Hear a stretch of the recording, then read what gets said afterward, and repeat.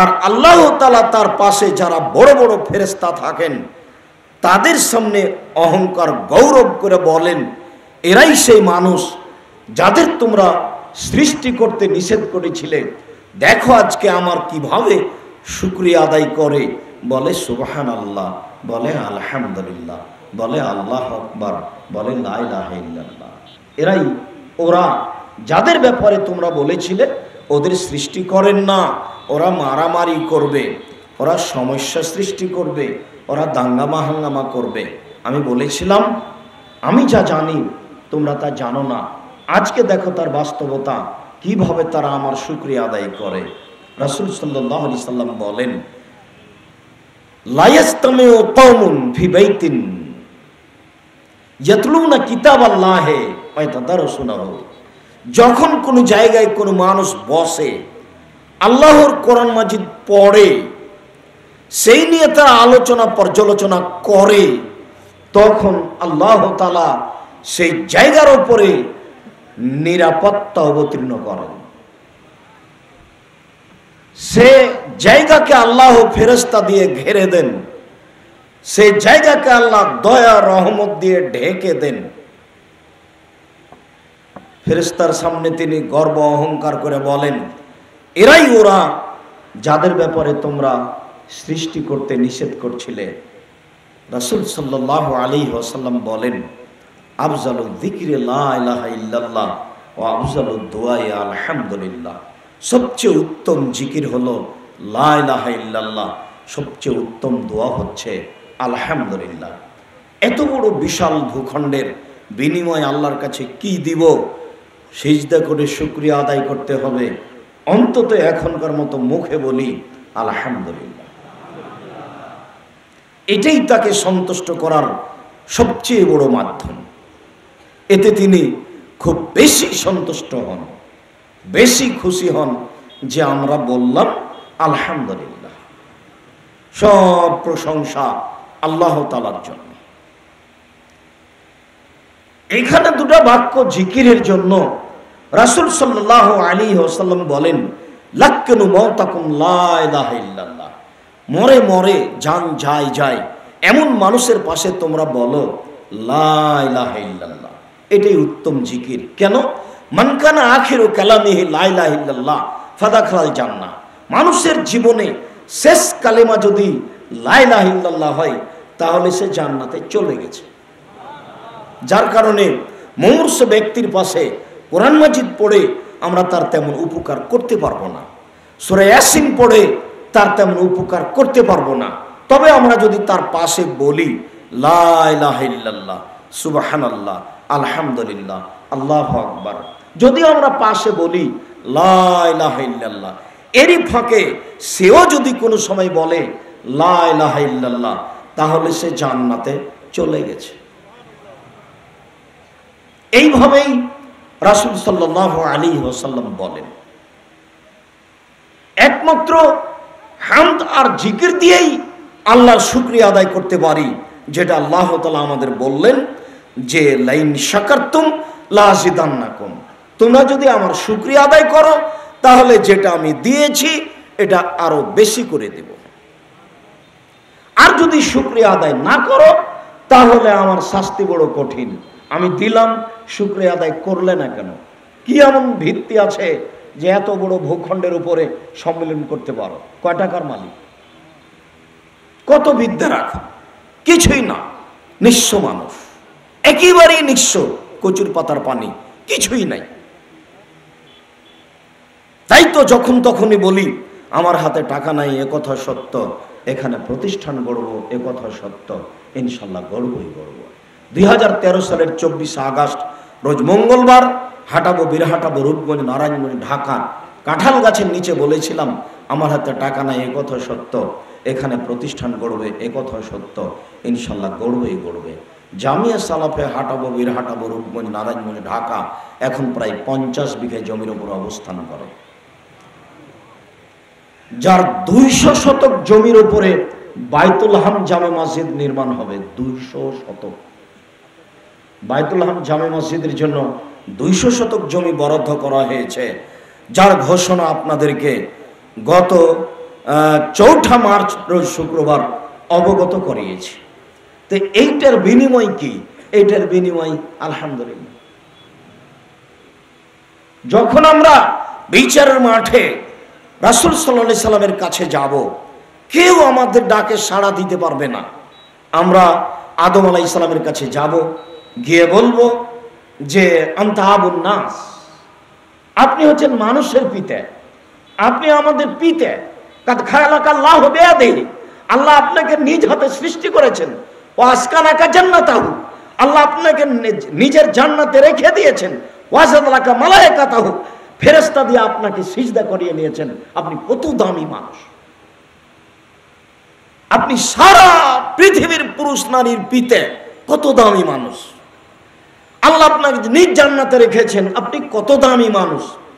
আল্লাহ আপনাকে নিজ হাতে সৃষ্টি করেছেন, আপনি কত দামি মানুষ।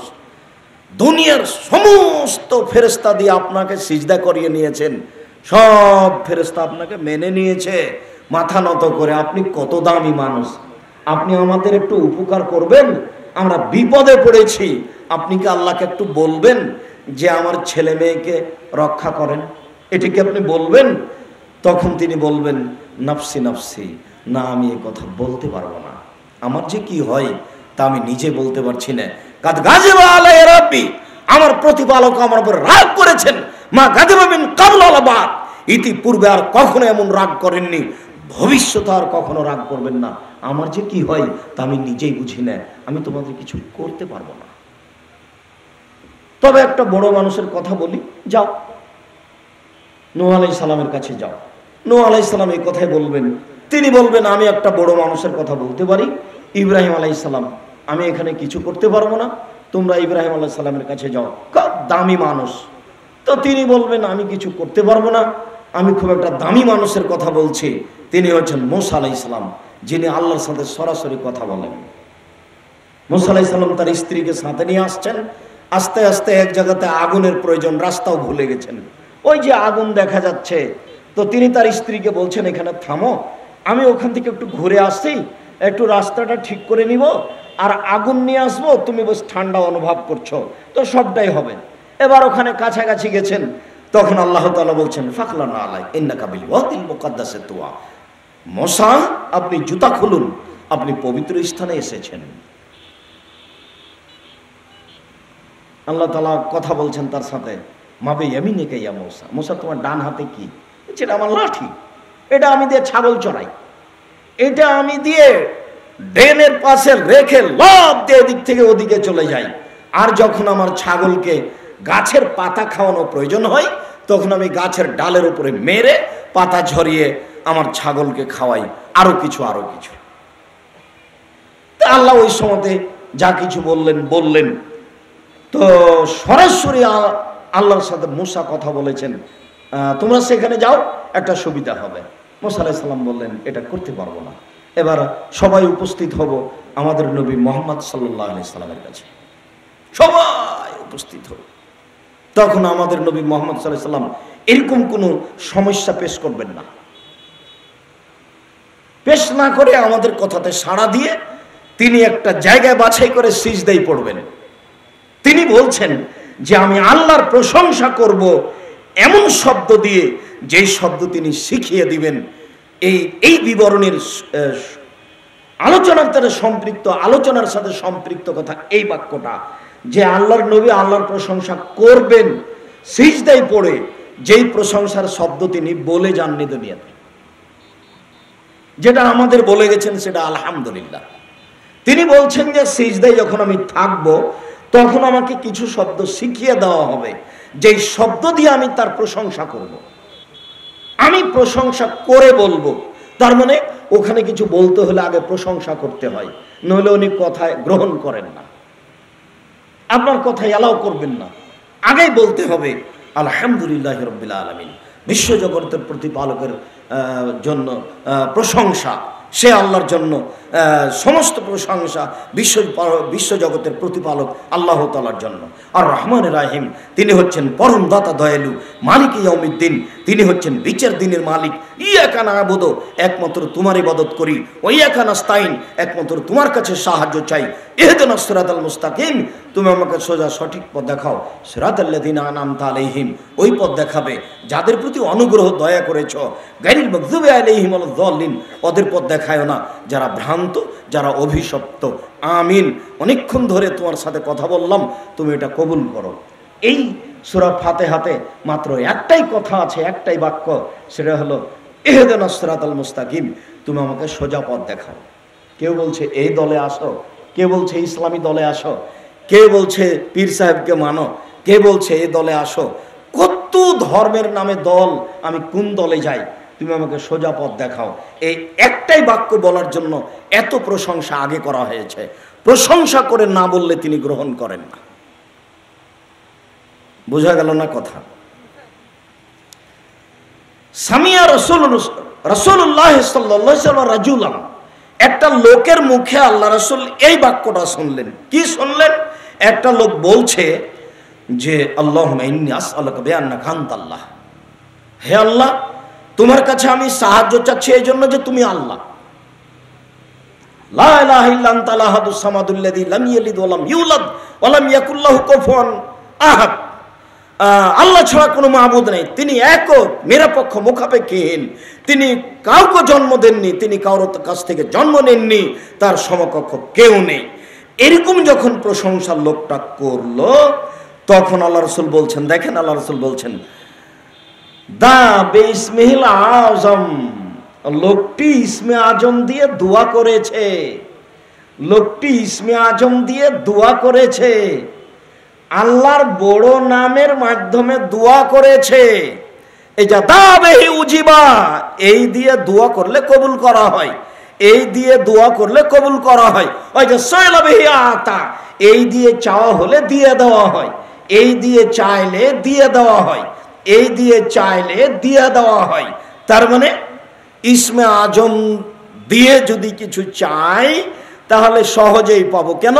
ইসমে আজম মানে ওর অনেক প্রশংসা হয়েছে। বলেছি লা ইলাহা ইল্লাল্লাহ, বলেছি আল আহাদুস সামাদুল্লাযী লাম ইয়ালিদ ওয়া লাম ইউলাদ, তিনি একক, নিরপেক্ষ, মুখাপেক্ষীহীন, তিনি কাউকে জন্ম দেননি, কারো থেকে জন্ম নেননি, তার সমকক্ষ কেউ নেই। তাতে খুব খুশি হয়েছেন। এখন আল্লাহর নবী বলছেন, হ্যাঁ, এইভাবে বললে যা চাইবে তাই পাওয়া যাবে, যা চাইবে তাই পাওয়া যাবে।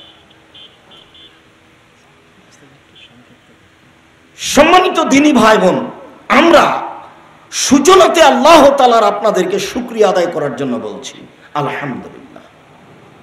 সম্মানিত দ্বীনী ভাই বোন, আমরা জামিয়া সালাফিয়া তেঘরা বিরল দিনাজপুরের সালাফি কনফারেন্সের সূচনার আলোচনায়, উদ্বোধনী আলোচনায় উপস্থিত সমস্ত দ্বীনী ভাই বোনকে আল্লাহ তাআলার কাছে শুকরিয়া আদায়ের জন্য অনুরোধ জানাচ্ছি আলহামদুলিল্লাহ। যারা আমার দেশে বিদেশে অনলাইনে আমাদের সাথে রয়েছেন, সমস্ত দ্বীনী ভাই বোনকে আবারও আল্লাহর শুকরিয়া আদায়ের জন্য অনুরোধ জানাচ্ছি আলহামদুলিল্লাহ। এতে তিনি খুশি হবেন, আমরা যা চাইব তাই পাবো ইনশাআল্লাহ। সময়ের গতিতে বলবো সুবহানাল্লাহি ওয়া বিহামদিহি সুবহানাল্লাহিল আযীম, সুবহানাল্লাহি ওয়া বিহামদিহি সুবহানাল্লাহিল আযীম।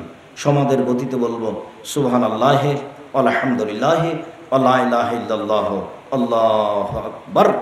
এই চারটা কথার ব্যাপার আল্লাহ রাসূল বললেন, খুজু আন্নি, তোমরা গ্রহণ করো, খুজু, তোমরা ঢাল গ্রহণ করো।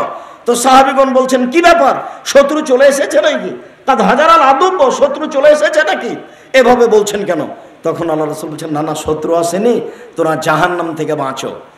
এই চারটা বলো, তাহলে বিচারের মাঠে জাহান্নাম থেকে বাঁচানোর জন্য সামনের দিক থেকে আসবে, পিছনের দিক থেকে আসবে, আর এটা হবে স্থায়ী সম্পদ। অতএব আল্লাহর প্রশংসা করি।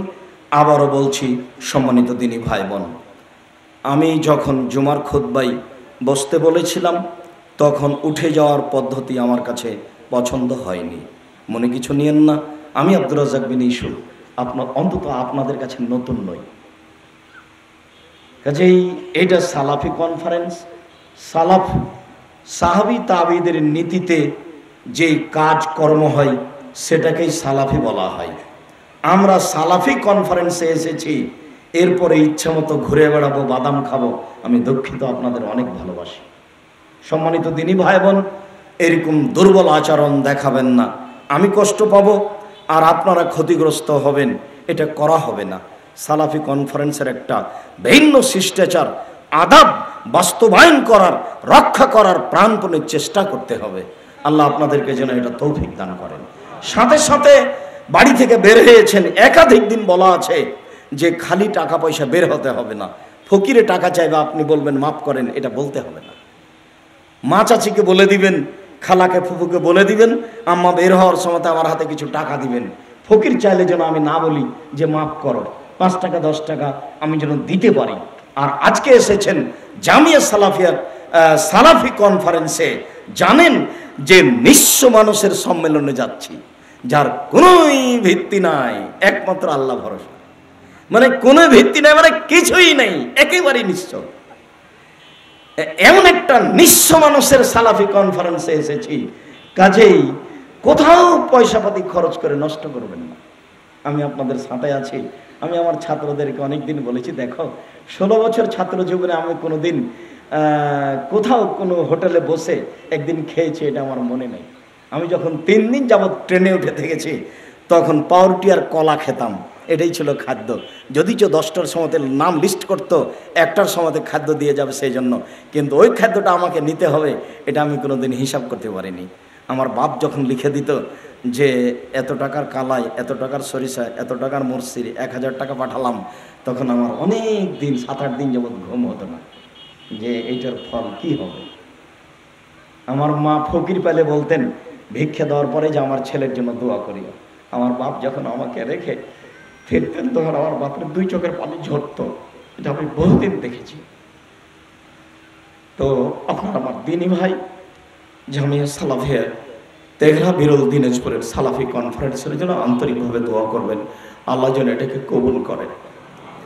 সম্মানিত দিনী ভাই বোন, জামিয়া সালাফিয়া তেঘরা বিরলের জন্য দোয়া করবেন, আল্লাহ যেন এই জামিয়া সালাফিকে কবুল করেন। সর্ব ধরনের ফিতনা থেকে যেন আল্লাহ মুক্ত রাখেন। আল্লাহ যেন মানুষের অন্তরকে প্রশস্ত করে রাখেন, কোনো কিছু দেখে যেন মনে সংকীর্ণতা না আসে। আমার দিনী ভাই বোনকে বলছি, যা কিছু নিয়ে এসেছেন আজকে দিতে হবে, এইটা তো আছেই। সাথে সাথে বোন একটা সিদ্ধান্ত নেবেন যে আমি জামিয়া সালাফিয়াতে রড পাঠাবো, সিমেন্ট পাঠাবো, ইট পাঠাবো, আমি আমার ইচ্ছা মতো পাঠাবো। এটার ঠিকানা থাকছে, এটাই যেখানে বসে আছেন, এটাই জামিয়া সালাফিয়া তেঘরা বিরল দিনাজপুর। এখানে আপনার অর্থ সম্পদ আসবে, উপরে আপনি তার ফলাফল ভোগ করবেন। আমি যদি আপনাকে সম্মান করতে না পারি, তাহলে আপনি মনে করবেন না যে আব্দুর রাজ্জাক সাহেবের হাতে টাকাটা দিয়েছিলাম, কিন্তু তিনি আমার সাথে দেখা করলেন কিন্তু সালাম দিলেন না, বা আমি সালাম দিলাম তো কই উত্তর দিলেন না, বা আমাকে একটু বসে নাস্তা খেতে বললেন না। এটা আমার কাছে নিয়েন না, নিলে কষ্ট পাবেন, তখন আপনার নেকিটা আর পূর্ণ না হয়ে ঘাটতি হবে। আমি সাধারণ মানুষ, রাস্তাঘাটে এভাবে চলি, আপনি মনে করবেন আমার চেয়ে লোকটা দুর্বল, একে আর সালাম দিয়ে কী হবে, আর সালাম নিয়ে কী হবে। এইভাবে দিবেন, তাহলে নেকিটা সহজ হবে। সম্মানিত দিনী ভাই বোন, সকল দিনী ভাই বোনকে জামিয়া সালাফিয়া সালাফি কনফারেন্স, জামিয়া সালাফিয়ার প্রতিষ্ঠান সব কিছুর জন্য আন্তরিকভাবে দোয়া করার জন্য অনুরোধ জানিয়ে, এখানে সেখানে না ঘোরার জন্য অনুরোধ জানিয়ে, একে সার্বিকভাবে আর্থিক সহযোগিতা করার অনুরোধ জানিয়ে আপাতত সূচনার আলোচনা এখানেই শেষ করলাম। আবারও বলি আলহামদুলিল্লাহ, আলহামদুলিল্লাহ, আলহামদুলিল্লাহ। সুবহানাকাল্লাহুম্মা ওয়া বিহামদিকা আশহাদু আল্লা ইলাহা ইল্লা আনতা আস্তাগফিরুকা ওয়া আতুবু ইলাইক। আসসালামু আলাইকুম ওয়া রাহমাতুল্লাহ।